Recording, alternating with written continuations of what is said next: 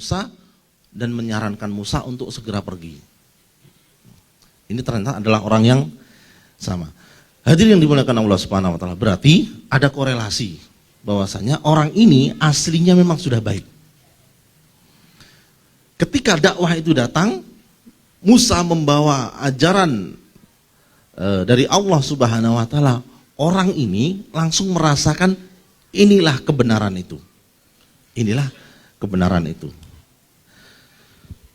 Dan di antara yang disampaikan oleh orang tersebut, ini lanjutan dari apa yang disampaikan di hadapan Fir'aun tadi. Wa qala alladzi amana ya qaumi inni akhafu 'alaikum mithla yaumil ahzab. Dan orang yang beriman itu lagi-lagi di sini disebutkan dengan penyebutan yang tidak jelas. Kalau di di yang pertama tadi qala rajulun dengan memakai lafadz nakiroh. Nakiroh yang berarti tidak jelas siapa orangnya, berbeda dengan lafadz ma'rifah yang berarti memang orang ini tidak jelas siapa. Orang ini tidak jelas siapa. Wa qala alladzi amana ya qaumi inni akhafu 'alaikum mithla yaumil ahzab. Hai kaumku, sesungguhnya aku khawatir kamu akan ditimpa bencana seperti peristiwa kehancuran golongan yang bersekutu. Yakni seperti kaum Nuh, Ad, Samud dan orang-orang yang datang sesudah mereka, dan Allah tidak menghendaki berbuat kezaliman terhadap hamba-hambanya. Hadirin yang dimuliakan Allah Subhanahu wa taala, orang ini kemudian menggiring opini di istana Fir'aun, utamanya Fir'aun, untuk memikirkan kembali akibat dari memusuhi orang-orang semacam ini. Kalau ada orang yang datang kemudian membawa tanda-tanda yang luar biasa, dulu pernah ada pada nenek moyang kita, kemudian mereka salah mengambil keputusan, akibatnya seperti ini. Nah, ini dibuka kembali sakofahnya. Jadi sangat lumrah sekali kalau seorang penguasa itu belajar dari sejarah. Kita pun sebenarnya isyarat untuk menoleh kepada sejarah itu amat kuat. Bukankah ikrar kita yang terus berulang tiap hari, ihdinas siratal mustaqim siratal ladzina an'amta alaihim, itu isyarat kuat untuk membuka lembaran sejarah orang-orang soleh, supaya jejak kesolehan mereka itu bisa diikuti. Kalaulah bukan mereka, jejaknya orang-orang dolim, jejaknya orang-orang sesat, supaya kita tidak masuk jalan kesesatan. Ini isyarat bahwasanya petunjuk itu, hudan, itu amat kuat menghujam ketika ditopang dengan pengetahuan sejarah yang mumpuni. Karena sejarah itu mempunyai pola yang terulang. Pola yang terulang itu adalah sunatullah. Jika ini yang dilakukan, maka ini akibatnya.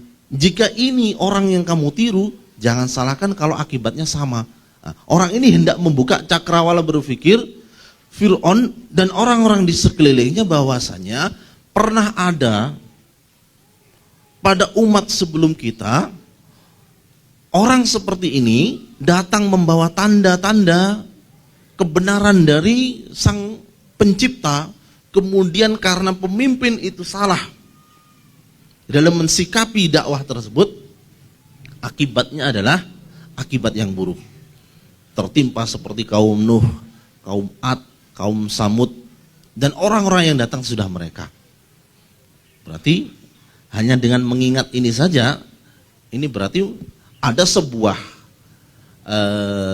kesimpulan bahwasanya mereka itu benar-benar memahami sejarah.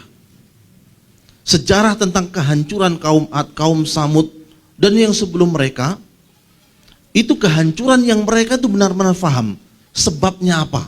Nah, ini kemudian diingatkan kembali.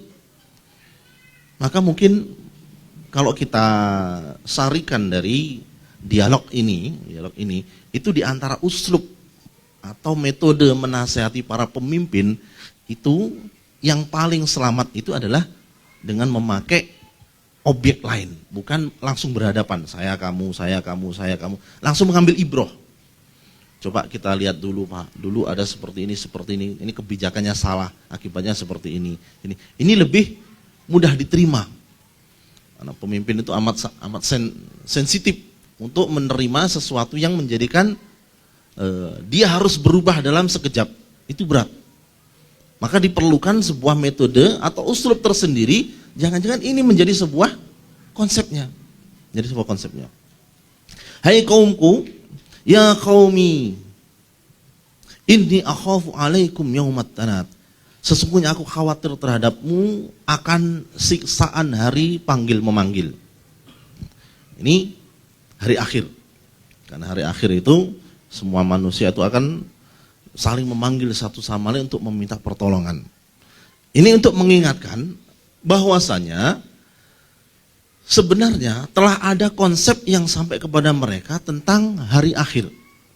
Informasi tentang adanya agama-agama yang dibawa oleh Nabi Nuh, Soleh, nabi-nabi sebelum Nabi Musa, itu sudah diketahui oleh Fir'aun, akan tetapi Fir'aun lebih memilih untuk menuhankan dirinya dan memperbudak rakyatnya.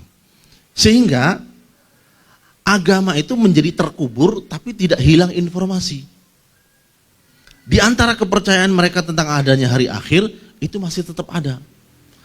Bahwasanya di antara ajaran-ajaran agama nenek moyang umat-umat sebelum kita, orang yang berbuat dolim itu pada hari itu akan sengsara. Jadi diingatkan ada konsekuensi dari apa yang dilakukan pada hari ini. Yaitu pada hari ketika kamu lari, berpaling ke belakang. Tidak ada bagimu seorang pun yang menyelamatkan kamu dari azab Allah.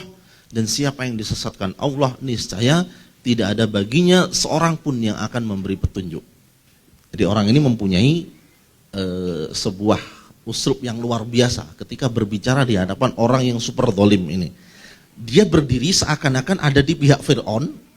Dia berdiri seakan-akan di pihak yang amat menginginkan supaya Fir'aun itu selamat. Tapi di sisi lain dia memberikan nasihat yang amat menusuk di jantung terdalam dari akidah yang sedang dipegang oleh Fir'aun, akidah kesesatan tersebut. Ini ingin apa? Amar ma'ruf nahi mungkarnya hari itu memberikan hasilnya.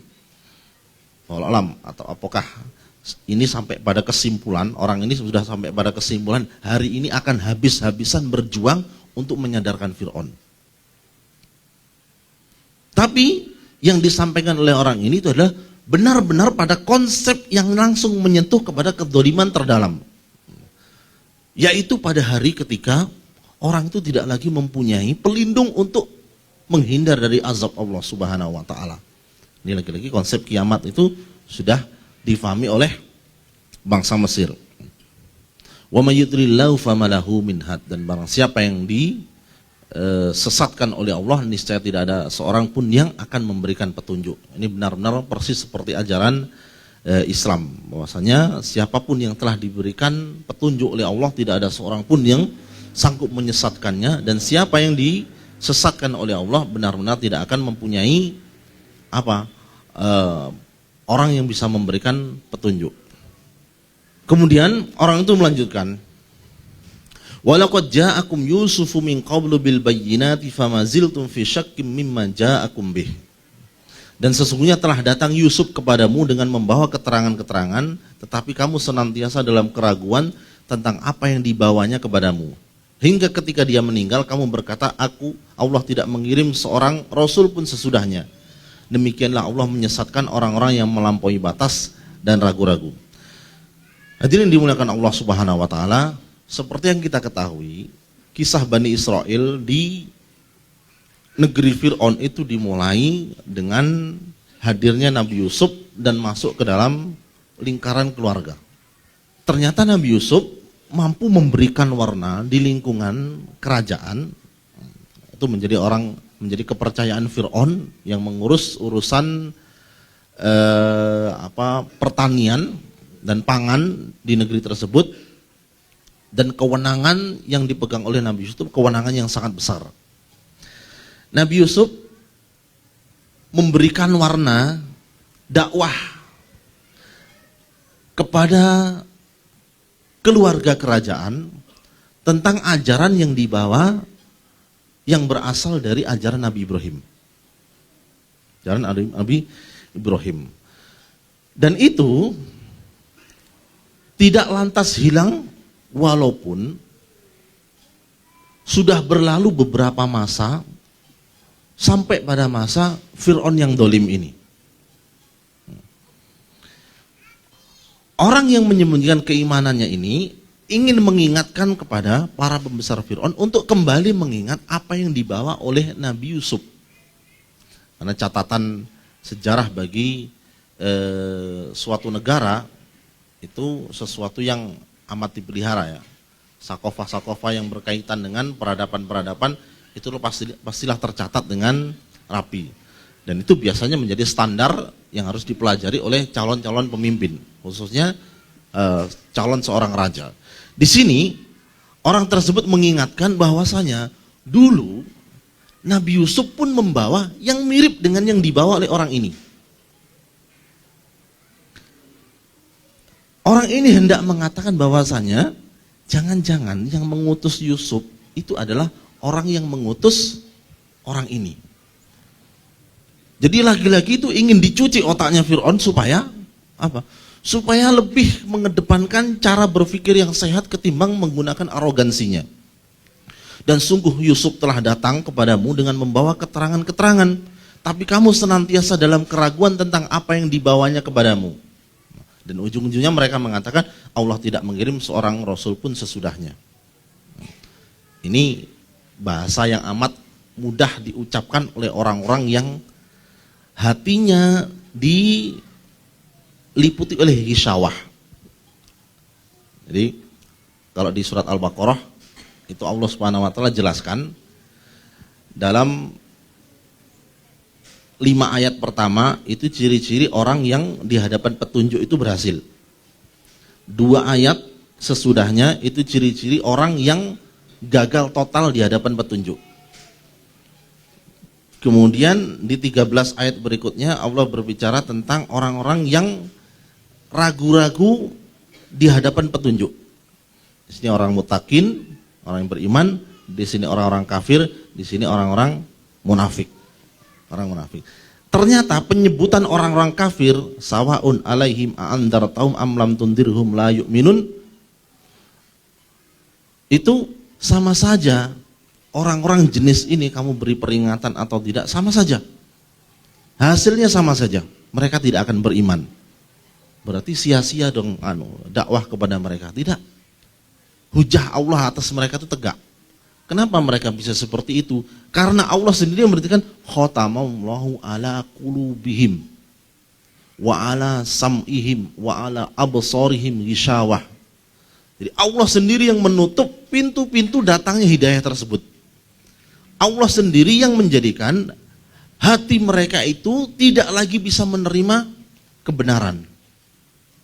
Jadi Fir'aun atau orang-orang dolim atau siapa saja kelak di hadapan Allah Subhanahu wa taala itu bisa saja akan mengatakan, ya Allah tidak ada yang memperingati saya. Orang pada hari itu akan menyampaikan hujah yang bisa ia sampaikan jika itu bisa menyelamatkan dia dari siksa Allah. Jadi boleh saja, bisa saja mereka mengatakan tidak ada yang memperingati saya. Tidak ada orang yang beramar ma'ruf nahi munkar. Karena itu amar ma'ruf nahi munkar itu tidak boleh padam dari suatu negeri. Amar ma'ruf nahi munkar yang hilang dari suatu negeri itu sama dengan izin turunnya adab. Izin turunnya adab. Kalau sudah adab itu turun dari suatu negeri yang hilang amar ma'ruf nahi munkarnya, maka tidak lagi dilihat ada orang solehnya atau tidak. Semuanya kena. Semuanya kena. Nah, orang ini seorang laki-laki yang menyembunyikan keimanannya ini telah berjuang sedemikian rupa meyakinkan Fir'aun. Mungkin ini sebagai skenario dari Allah Subhanahu wa taala agar patah hujah Fir'aun kelak di hadapan Allah, tidak ada yang memberikan peringatan kepada saya. Padahal peringatan kepada Fir'aun itu bukan hanya ini saja. Nabi Musa itu paling banyak mukjizatnya. Dan mukjizatnya itu semuanya seakan-akan langsung bisa disaksikan oleh mata, dan banyak yang melawan hukum alam. Karena Allah berkehendak seperti itu. Dan Fir'aun itu bukan hanya sekali itu saja mendapatkan. Ada yang langsung berhadapan Musa dengan tongkat, kemudian tangan yang bercahaya, kemudian datangnya belalang, kodok, kemudian wabah-wabah yang lainnya. Jadi tanda-tanda semacam itu ternyata tidak lantas menjadikan Fir'aun itu sadar. Jangan-jangan Fir'aun ini adalah orang-orang yang disebutkan dalam Al-Quran, modelnya adalah khatamallahu ala qulubihim wa ala sam'ihim wa ala absarim. Apakah orang seperti ini tidak usah dinasehati, tidak usah diberi peringatan? Tidak. Sempurnakan saja kesesatannya dengan diberikan nasihat. Maka nasihat itu menjadi penyempurna, hujah Allah itu sudah tegak. Tapi yang harus kita pahami, jangan pernah kita meremehkan keampuhan dari amar ma'ruf nahi mungkar. Sama seperti kita jangan pernah meremehkan kedahsyatan doa. Jadi sedolim apapun pemimpin kita atau orang yang memegang urusan kita, jangan kita pernah berharap untuk dia mendapatkan hidayah. Lihatlah bagaimana kedahsyatan doa itu bisa merubah seseorang. Ada ungkapan seperti ini, bersabarlah terhadap pemimpin kalian. Pemimpin kalian itu tidak sekejam Hajjaj. Hajjaj bin Yusuf kita tahu itu pemimpin Irak pada masa dinasti Umayyah yang kalau diadakan lomba ini di suatu masa ini orang yang paling dolim, suatu masa dia paling benar itu nggak ada yang bisa mengalahkan Hajjaj. Kita berbicara tentang sosok Hajjaj, ini sosok yang luar biasa. Jadi seakan-akan dia ismun kabiru wa manafi'ul linnas wa ismuhuma akbaru min naf'ihima. Seakan bahasanya kalau dibahasakan iktibas dari Quran seperti ini. Orang ini itu mempunyai jasa yang luar biasa dalam peradaban Islam. Tapi dosanya itu lebih besar daripada jasanya. Berapa banyak para tabi'in dan beberapa sahabat yang harus meninggal di tangannya. Tapi ketika berbicara tentang tadwinil Quran, pengumpulan Quran, sejarah penulisan Quran, nama Hajjaj itu tidak bisa tidak pasti disebut. Jadi pemimpin yang sangat kejam, yang sangat bengis, tapi sangat fasih, sangat memahami hukum-hukum Islam, hafal Quran dan lain sebagainya. Orang ini mengumpulkan antara kezaliman, kekejaman dan ilmunya para ulama. Maka semakin lengkap orang ini azabnya karena dia tahu ilmunya. Nah, pemimpin kalian itu tidak sekejam Hajjaj, tidak sekeras Hajjaj, maka doakan yang baik. Jangan remehkan doa atau nasihat kepada pemimpin karena kita tahu tidak ada yang bisa merubah takdir kecuali doa. Abu Hurairah pernah datang kepada Rasulullah SAW dengan menangis karena ajakan kepada ibunya untuk masuk Islam itu semakin lama semakin mengalami penolakan yang keras. Sampai pada hari ketika ibunya hari itu mengucapkan kalimat-kalimat yang membuat Abu Hurairah itu menangis. Karena kalimat itu sangat menyudutkan Rasulullah SAW. Dengan amat sangat sedih beliau mendatangi Rasulullah untuk meminta agar supaya ibunya didoakan. Kemudian Rasulullah mendoakan ibunya Abu Hurairah. Belum lagi hari itu berakhir, ibu Abu Hurairah masuk Islam. Umar bin Khattab radhiyallahu anhu, orang yang di pagi hari itu adalah orang yang paling keras permusuhannya terhadap Islam. Itu ternyata di sore hari menjadi pembela Islam yang tiada duanya. Kekuatan apa? Apakah ada kisah, ada dakwah langsung kepada Umar? Orang yang mendatangi Umar mendakwahnya enggak ada. Kekuatan doa itulah yang menjadikan Umar itu kemudian masuk Islam. Allah berkehendak ketika memberikan petunjuk kepada seseorang maka tidak ada yang bisa menyesatkannya. Kalau Allah berkehendak menyesatkan orang maka tidak ada yang bisa mendapatkan petunjuk. Jadi kekuatan doa itu luar biasa. Sama seperti kekuatan nasihat. Orang yang menyembunyikan keimanannya ini tidak pernah tahu usahanya itu seperti apa. Tapi yang jelas usahanya itu bisa mereduksi sedikit kedoliman Fir'aun walaupun tidak bisa menyadarkannya. Walaupun tidak bisa menyadarkannya. Kita lanjutkan. Yaitu orang-orang yang memperdebatkan ayat-ayat Allah tanpa alasan yang sampai kepada mereka amat besar kemurkaan bagi mereka di sisi Allah dan di sisi orang-orang yang beriman. Demikianlah Allah mengunci mati hati orang yang sombong dan sewenang-wenang. Nah, orang ini memberikan sebuah informasi tentang umumnya orang yang menentang dakwah-dakwah dengan pola semacam ini, itu jangan-jangan yang dibawa oleh Nabi Musa ini itu persis sama seperti yang dibawa oleh utusan-utusan sebelumnya yang sudah mereka kenal. Ketika mereka menolak ajakan-ajakan semacam ini, itu akibat yang ditimbulkan adalah terkunci mati hatinya dari petunjuk Allah Subhanahu wa taala. Dan efeknya amat buruk. Dan ternyata persis seperti yang disampaikan oleh orang ini, ternyata Fir'aun menjadi orang yang hatinya itu dikunci mati dari petunjuk. Dari dialog tadi, ada pola yang luar biasa ketika menasehati seorang pemimpin, itu memakai strategi dan pola yang bisa menjadikan dia selamat, menjadikan dia berubah, atau paling tidak meminimalisir kejahatannya, dan itu diabadikan di dalam Al-Quran.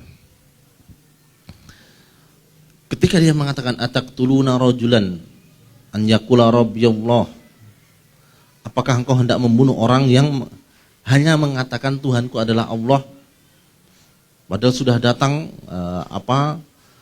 tanda-tanda darinya. Kalaulah dia orang yang bohong, orang yang berdusta, biarkan saja dia dengan kedustaannya. Kalau dia orang yang benar, ini masalahnya. Bagaimana kalau dia benar? Bukankah akan datang ancaman yang ia sampaikan? Nah, ternyata yang disampaikan ini cukup mereduksi kemarahan Fir'aun untuk kembali menggunakan akal sehatnya. Maka episode Nabi Musa berhadapan dengan Fir'aun itu terjadi beberapa kali. Dan Fir'aun ketika hendak membunuh Nabi Musa dengan terang-terangan, itu berpikir berulang kali karena nasihat ini. Tidak pernah Fir'aun kemudian berpikir aku tangkap itu, enggak, berulang kali. Nasihat ini cukup memberikan perubahan bagi Fir'aun untuk tidak gegabah lagi melakukan tindakan kepada Nabi Musa. Dan Nabi Musa yang awalnya takut, oleh Allah Subhanahu wa taala kuatkan dengan mukjizat-mukjizat yang diberikan kepadanya, itu semakin kokoh dan semakin berani menyampaikan kebenaran di hadapan Fir'aun. Kemudian orang itu mempunyai cara bagaimana ketika menasihati Fir'aun itu dengan cara yang berhati-hati dan tidak bertindak gegabah. Coba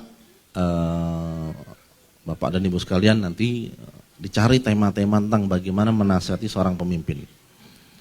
Nanti akan banyak kita temukan kesimpulannya itu mengarah percuma kita mencaci maki pemimpin. Itu tidak membawa perubahan. Justru itu melawan nas-nas hadis. Justru yang baik itu adalah apa? Berkatalah yang baik, atau kalau tidak bisa diam. Atau paling minimal doakan yang terbaik. Mendoakan seseorang itu mendapat petunjuk itu jauh lebih baik daripada mendoakan seseorang itu jatuh ke dalam apa? Dalam kehancuran. Seorang pemimpin yang berubah menjadi baik itu jauh lebih baik daripada pemimpin yang hanya dicaci maki. Pemimpin yang baik adalah yang dia mendoakan umatnya dan umatnya mendoakan dia. Nah, kalau dia tidak seperti itu, maka kita jangan kehilangan cara untuk berbuat baik bagi diri kita, karena ketika kita tidak mengucapkan perkataan yang buruk, kita tidak berdosa. Tapi ketika kita mendoakan kebaikan untuk dia, paling tidak petunjuk, kita mendapatkan pahala. Jangan sampai kita salah langkah ketika ada sesuatu yang kita tidak setuju, kita serampangan. Ingat, berbeda memberikan nasihat dengan mengkritik, berbeda memberikan kritikan dengan mencaci maki. Setidaknya pelajaran ini cukup memberikan gambaran bagi kita, seorang pemimpin yang banyak menggunakan akalnya itu jauh lebih baik daripada pemimpin yang serampangan dengan menggunakan kekuasaannya. Kita banyak belajar dari negeri-negeri Islam lainnya. Bagaimana yang terjadi di Mesir, bagaimana pola yang terjadi di Turki. Banyaknya kita belajar dari pola seperti itu. Seseorang yang dolim, kemudian di tangannya itu ada pedang, itu amat berbahaya kalau dia tersinggung. Jadi ada pepatah Arab yang mengatakan, la ta'manil ahmaq wa fi yadi saif. Kamu jangan aman dengan orang yang bodoh, orang yang dungu, kalau di tangannya itu ada pedang. Amanlah kalau orangnya itu berilmu. Sama seperti jangan pernah aman dengan seorang pemimpin yang dolim, tapi kekuasaannya itu berapa banyak kesalahan dalam bersikap terhadap pemimpin itu justru merugikan umat Islam sendiri. Ini kalau dibahas lebih lanjut, ini akan menunjukkan pro dan kontra, tapi baca semua. Kenapa harus pro, kenapa harus kontra, tapi yang jelas kita harus mempunyai kepedulian bahwasanya minimal doa kita kepada seorang pemimpin itu baik untuk kita sendiri karena kita mendapat pahala, dan baik pula kalau Allah kemudian mengabulkan hal tersebut. Ada argumentasi yang cerdik untuk mencegah tindak kekerasan, bersikap seolah-olah berada di pihak yang sama, menggiring agar akal lebih banyak berperan ketimbang emosi, mengambil pelajaran sejarah umat sebelum mereka. Jadi coba dipolakan tadi, kisah tadi itu diambil pola-pola yang layak untuk menjadi sebuah konsep bagaimana kira-kira nasihat kepada pemimpin itu diformat. Membuka aib seseorang itu potensi akhiratnya adalah terbukanya aib kita. Menjelek-jelekkan seseorang itu potensi untuk mengurangi pahala kita di akhirat nanti karena berlaku hadis muflis. Pelajaran dari kisah ini, bagaimana kepada orang yang paling dolim sekalipun, itu ternyata kelemah lembutan, pemilihan kata-kata, santun dalam mengajak, amar ma'ruf nahi mungkar, itu dikemas dengan sedemikian rupa dengan tidak vulgar. Kita menginginkan pemimpin yang adil, tapi kita harus harus membuka mata kalau yang hadir di hadapan kita adalah pemimpin yang tidak seperti yang kita harapkan. Maka tutupi kekurangannya, jangan disebarkan, karena ini urusannya adalah kita berbuat dolim dengan dia, walaupun dia tidak tahu kalau sedang kita dolimi. Ada orang yang berbuat dolim, kemudian dia bertobat kepada Allah dari kedolimannya, tapi manusia itu tetap menghukuminya. Maka selama manusia ini menghukuminya, orang ini akan diampuni dosanya oleh Allah Subhanahu wa taala. Siapa yang rugi? Kita tidak pernah kenal orang itu, tapi kita melakukan dosa. Kita tutup kajian kita pada hari ini dengan hadis Rasulullah sallallahu alaihi wasallam, "Man kana yu'minu billahi wal yawmil akhir falyakul khairan aw liyasmut." Aqulu qouli hadza wa astaghfirullakum wa billahi taufiq wal hidayah. Assalamualaikum warahmatullahi wabarakatuh.